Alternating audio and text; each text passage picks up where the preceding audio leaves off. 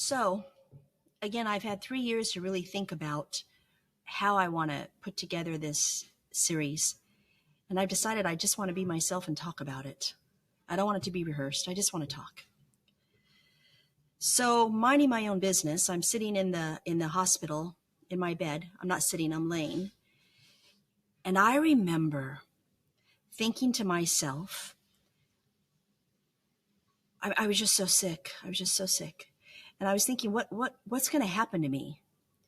And I don't know why this thought came into my head, but I started thinking, what if I never walk again? And I had to learn to walk again. It's not that I didn't know how to. It was just that it was in my surgery was, a lot of it was in the cerebellum. So that's where you learn your balance. And see how I'm moving right now? But this is how I'm always moving, right? So it's really hard to learn how to walk if you can't find your balance. Well, at the time, I didn't even know this was going on, but I was laying in this bed thinking, I don't know, what if I can't walk again? It was interesting. And at first I started being afraid because I don't want to not walk again. And that, by the way, only lasted for about a microsecond. And I am so grateful to all of my teachings. I call it walking the walk. You have to walk the walk, whether you're raising a child, you're trying to take care of yourself. If you can't do something yourself, I would hope you wouldn't be teaching it to others. And another thing I remember my father always told me, Rochelle, if you don't have faith in yourself, no one's going to have faith in you, right? So I'm laying in this bed, and all of a sudden it occurs to me, well, maybe one of my spiritual lessons is to never walk again. And instead of catastrophizing what that's going to look like and future fantasizing, what if I were just to lay here and say, if this is my curriculum, I'll find a way, because I'll still find a way to be happy. Things may change, but I'm not going to look at it as right or wrong. Okay, this is a big thing here, so hold on. Hold on to your horses. We humans tend to judge everything. I've done it myself. I still do it, and I work on it, but thank goodness not as much as I used to. And we don't like when things go wrong. And we say, why me? Well, why not? A lot of other people have it worse than we do. I know people had it worse than I do. They still do. And if we are all one part of this world, why is it I? I like this whole I am thing because you're taking personal responsibility for yourself when you're changing.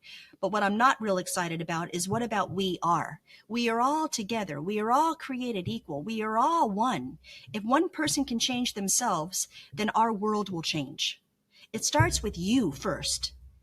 So it started with me first, which is why I embarked on this endeavor, because I had so much trauma, and I write some of it in my book, that I didn't have a choice. It was even sink or swim, so I chose spiritual psychology, and it saved my life, and Buddhism. So I'm really grateful for what I learned, because here I'm sitting in this hospital bed thinking, what am I going to do? But the really great thing was I really didn't panic. I mean, maybe for a split second I thought, uh-oh. But I didn't panic. The first place I went to, and this is from my teachings and from practice, this stuff takes practice. You don't just snap your fingers and learn it overnight. It takes practice. It's not right, it's not wrong. It's part of my curriculum. And if this is how I'm going to have to be, I am grateful that I'm alive to be here for my child. Because guess what?